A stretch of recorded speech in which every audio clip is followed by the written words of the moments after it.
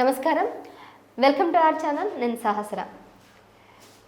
రీసెంట్గా జరుగుతున్నటువంటి ప్రెస్ మీట్లలో ఏది మాట్లాడినా కూడా తప్పు అర్థాలు అయితే వస్తున్నాయి. తెలిసి మాట్లాడుతున్నారో తెలియక మాట్లాడుతున్నారో తెలియట్లేదు. మొన్న జరిగినటువంటి లైలా ప్రెస్ మీట్లో చిరంజీవి గారు మాట్లాడినటువంటి ప్రజారాజ్యం పార్టీ రూపాంతరం చెంది జనసేనగా మారింది అనే ఆ సెంటెన్స్ను కూడా మొత్తం సోషల్ మీడియాలో చర్చగా మారింది. ఇప్పుడు మరోసారి బ్రహ్మానందం ప్రెస్ మీట్లో కూడా, ఒక బ్రహ్మానందం సినిమా ప్రెస్ మీట్లో కూడా చిరంజీవి గారు ఏదైతే మాట్లాడారో ఆడపిల్లలు వద్దు మగపిల్లలే కావాలా అన్నటువంటి వ్యాఖ్యలు కూడా ఇప్పుడు సంచలనంగా మారినాయి. అసలు ఎందుకు వీటిని కావాలని భూతద్దంలో చూస్తున్నారు? అసలు నిజంగా ఆయన మాట్లాడింది తప్ప? ఈ అంశానికి సంబంధించి ప్రస్తుతం మనతో పాటు ఉన్నారు వైఎస్ఆర్సీపీ అధికార ప్రతినిధి కారుమూరి వెంకటరెడ్డి గారు. నమస్కారం సార్. నమస్తే అండి. సార్, ఏది జరిగినా కూడా మళ్ళీ తిప్పి మళ్ళీ మీ దగ్గరికి వస్తుందా, లేకపోతే మీరు కావాలనే దాన్ని భూతద్దంలో చేసి తనని ఇలా అనడం జరుగుతుందా? మొన్న బాయ్కట్ లైలా అన్న టైప్లో చిరంజీవి గారిని మాట్లాడిన మాటలను కూడా మీరు వ్యతిరేకిస్తున్నారు. ఇప్పుడు బ్రహ్మానందం ప్రెస్ మీట్లో జరుగుతున్న ఇప్పుడు ఈ సినిమాను కూడా బాయ్కట్ చేస్తారా? ఇప్పుడు మా గురించి ఏం కాదు, ఇది మాకు సంబంధం లేనటువంటి అంశం. కాబట్టి ఓ సామాజిక స్పృహగా చిరంజీవి లాంటి ఒక పెద్ద హీరో, అంటే ఎక్కువ సినిమాలు తీసాడు కాబట్టి పెద్ద హీరో, తక్కువ సినిమాలు తీస్తే చిన్న హీరో అంటాం కదా. సో పెద్ద హీరో ఏదైతే ఆడవారి గురించి మాట్లాడినటువంటి మాటల మీద మేము చాలా మహిళా సంఘాలు ప్లస్ ఈరోజు నేషనల్ మీడియా కూడా అంతా తప్పు పడుతూ ఉంది. నేషనల్ మీడియాలో మొత్తం ట్రోల్ అవుతూ ఉన్నాడు కదా. అంటే మరి ఏమైందో చిరంజీవి గారికి అంటే మొన్న Laila cinema pre release event attend అవ్వగానే పాపం అక్కడి నుంచి మైండ్ అంతా ఏమన్నా అయిపోయిందో, పృథ్వీ మాట్లాడగానే ఇంకా మైండ్ అంతా ఇదైపోయిందో మరి ఏం తెలియదు. ఒకరిని చూసి వాళ్ళతో సమావేశం చేస్తే వాళ్ళు వీళ్ళు అవుతారని అంటారు కదా. 6 నెలలు కూడా అవసరం లేదు. 6 నిమిషాలు పక్కన పృథ్వీ కూర్చోగానే పృథ్వీ ఉన్నట్టున్నాడు పవన్ కళ్యాణ్కి. 30 సంవత్సరాలు వెనక నుంచి పృథ్వీ ఉన్నట్టున్నాడు. అంటే ఆ రోజు లైలా ప్రెస్ మీట్లో ఏదైతే మాట్లాడిండో ప్రజారాజ్యం రూపాంతరం చెంది జనసేనగా మారింది, ఈ వ్యాఖ్యలని చాలామంది మాట్లాడడం జరిగింది. ఎందుకు ఇలా మాట్లాడుతున్నాడని దాన్ని దృష్టిలో పెట్టుకొని మళ్ళీ బ్రహ్మానందం ప్రెస్ మీట్లో ఆయన అన్నాడు, నేను ఇకపై రాజకీయాల గురించి మాట్లాడను, రాజకీయాల ప్రస్తావన తీసుకురాను. క్లియర్ కట్గా ఆయన ఒక స్టేట్మెంట్ ఇచ్చారు. అది కాదు కదా అని ఇప్పుడు ఇంకా ఏది మాట్లాడినా దీన్ని కూడా మీరు చర్చగా అంటే మీరని కదా సోషల్ మీడియాలో అంతా చర్చగా తీస్తున్నారు. అంటే ఇప్పుడు ఆయన ఒకటి ఏంటంటే, ఈ సమాజంలో పురుషులు మహిళలు ఇద్దరు సమానం. ఈ సమాజంలో పురుషులు ఎక్కువ అంటే మహిళలు తక్కువ అనే భావన అసలు ఉండకూడదు. ఎందుకంటే పురుషులు మహిళలు ఇద్దరు సమానంగానే ఉండాలి. అసలు మహిళ లేకపోతే ఈరోజు పురుషుడు ఎట్టబడతాడు?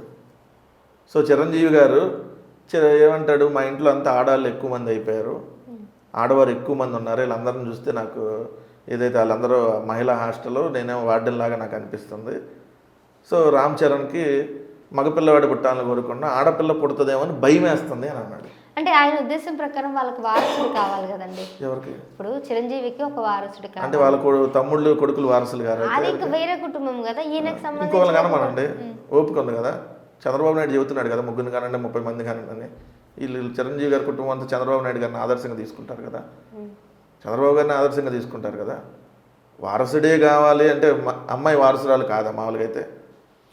వంశధారకుడు అంటే అబ్బాయి కాబట్టి వారసుడు కావాలి కాబట్టి అంటే మీరు ఉండరు కదా, ఈరోజు మీరు ఒక మహిళ, అలానే మీ ఇంట్లో వాళ్ళు అనుకోని నాకు అబ్బాయే కావాలి, ముందు స్కానింగ్ తీసేసుకొని అమ్మాయిని తీసేద్దామనంటే మీరు ఈ స్థాయి కూర్చొని ఇట్లా ఇంటర్వ్యూ చేసే స్థాయికి రారు కదా.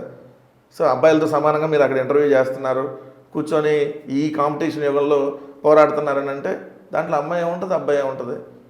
సో ఎవరు పుట్టాలనేది మనం కాదు కదా, దేవుడు డిసైడ్ చేస్తాడు. అది అమ్మాయి పుట్టాలా అబ్బాయి పుట్టాలా అని చెప్పి. సో ఒకసారి అమ్మాయి పుట్టింది అనుకోండి, ఇంకోసారి అబ్బాయి పుట్టచ్చు కదా. లేకపోతే ఏమైంది అమ్మాయిలో పుడితే? అసలు ఒక పెద్ద స్థాయిలో ఉన్నటువంటి వ్యక్తి నలుగురికి ఆదర్శంగా ఉండాలి. అంటే ఇది ముందు మీరు స్కాన్ చేసేసి ఒకవేళ అమ్మాయి అయితే చేసేపిస్తారా? అంటే ఇది ఎంత అన్యాయం, అంత దారుణం. ఎందుకంటే వాళ్ళదే హాస్పిటల్ కదా, ఇప్పుడు అపోలో వాళ్ళదే హాస్పిటల్ అయినా పెద్దవాళ్ళు అంటే వాళ్ళకి ముందే ఆల్రెడీ స్కానింగ్లో చూస్తారు. అది తప్పు, చూడటం నేరం. స్కానింగ్ చేసి అమ్మాయి అబ్బాయి అనేది చూడటం అనేది నేరం, కానీ చూస్తారు. ఒకవేళ అమ్మాయి అయితే తీసేపిస్తారా? అంటే ఎంత దారుణమైనటువంటి వ్యాఖ్యలు ఇవన్నీ. అంటే అమ్మాయి పుట్టకూడదని కోరుకుంటున్నాడంట, భగవంతుని భయం వేస్తుందంట పుట్టుతుందేమో అని. అంటే ఒక ఆడపిల్ల పుడితే భయం వేయటం ఏంటి? అది ఎంత తప్పు.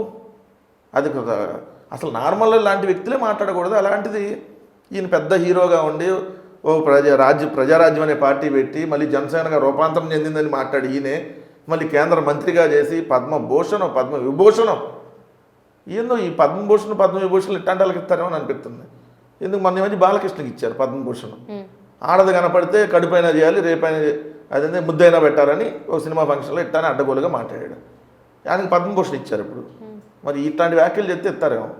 ఇప్పుడు భారతరత్న ట్రై చేస్తున్నాడు కదా చిరంజీవి గారు. అందుకని ఏమన్నా ఇట్లాంటి మహిళల మీద ఇట్లాంటి వివాదాస్పద వ్యాఖ్యలు ఆడపిల్లల మీద ఇట్లా మాట్లాడితే ఏమైనా ఇస్తారనుకుంటున్నాడు. ఎందుకంటే బాలకృష్ణ గారికి ఇచ్చారు కదా పద్మభూషణం. సో ఈయనకి ఇట్లా మాట్లాడితే ఏమైనా భారతరత్న ఇస్తారని ఏమన్నా ఫీల్ అవుతున్నాడేమో. ఎంత దారుణం.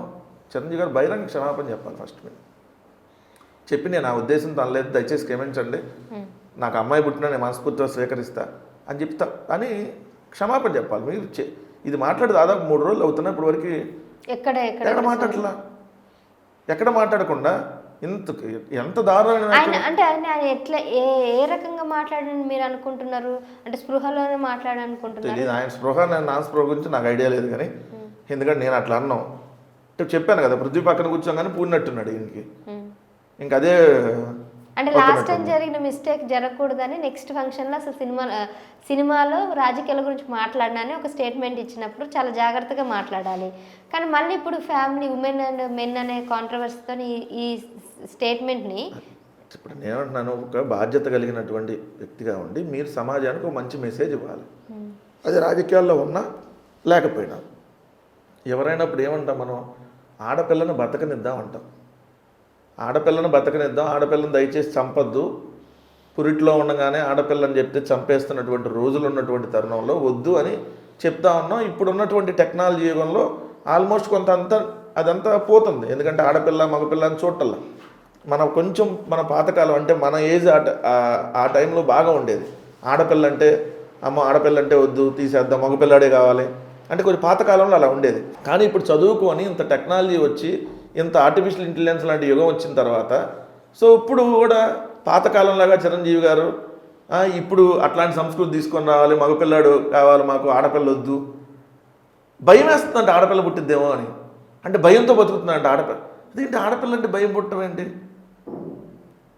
కాదు సార్, ఆడపిల్ల అంటే భయం పుట్టడం ఏంటి? మీ కోడలు ఎవరు, మీ కూతుర్లు ఎవరు? ఆడపిల్లలే కదా.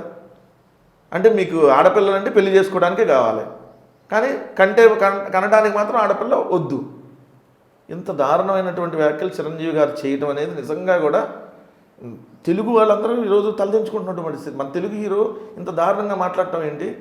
అంటే ఒక పొజిషన్లో ఉండి అంతమంది ముందు మాట్లాడితే ఖచ్చితంగా మాట్లాడకూడదండి. ఎక్కడ మనం అసలు ఆ భావనే రానికూడదు, మనకి ఆ భావనే రానికూడదు అంటున్నాను. ఎందుకంటే ఈరోజు అంతరిక్షంలోకి వెళ్ళారు మహిళలు.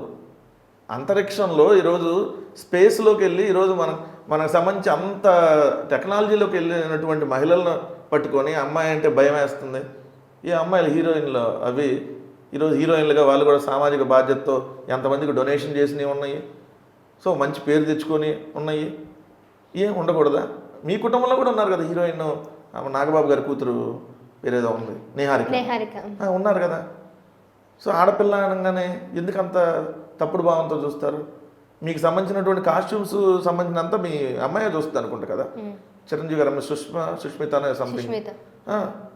మరి వాళ్ళు కూడా రాని అంత ఇప్పుడు వాళ్ళు కూడా అంత కాంపిటీషన్ దాంట్లో అంటే కొడుకే ఉండాలి, ఏం వారసుడుగా ఏం హీరోయిన్ చేయండి, ఏం హీరోయిన్లు పనికిరారా? అంటే మీరు హీరోలుగానే ఉండాలా? హీరోయిన్లుగా ఆడవారిని మీ ఫ్యామిలీ నుంచి చేయకూడదా? చేయరు. అంటే ఏ విధంగా వివక్ష చూపిస్తున్నారు అనేది ఇక్కడ అర్థమవుతుంది. ఇది చాలా తప్పు.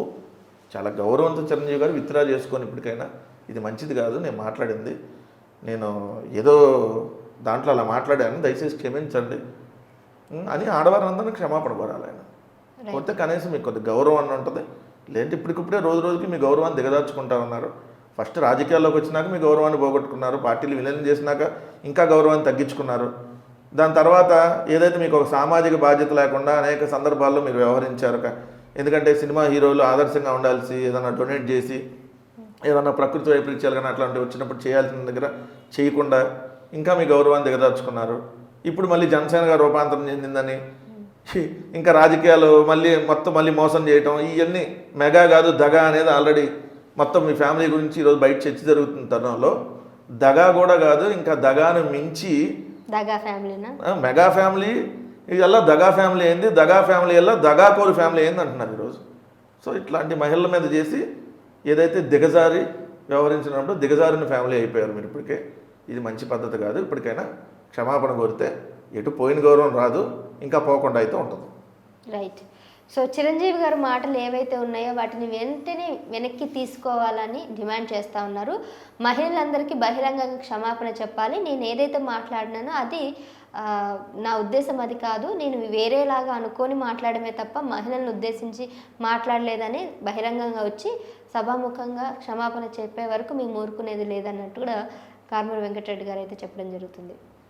సో మళ్ళీ మరో అంశంతో మరో గెస్ట్తో మళ్ళీ కలుద్దాం. చూస్తున్నాను మా ఛానల్. Thank you.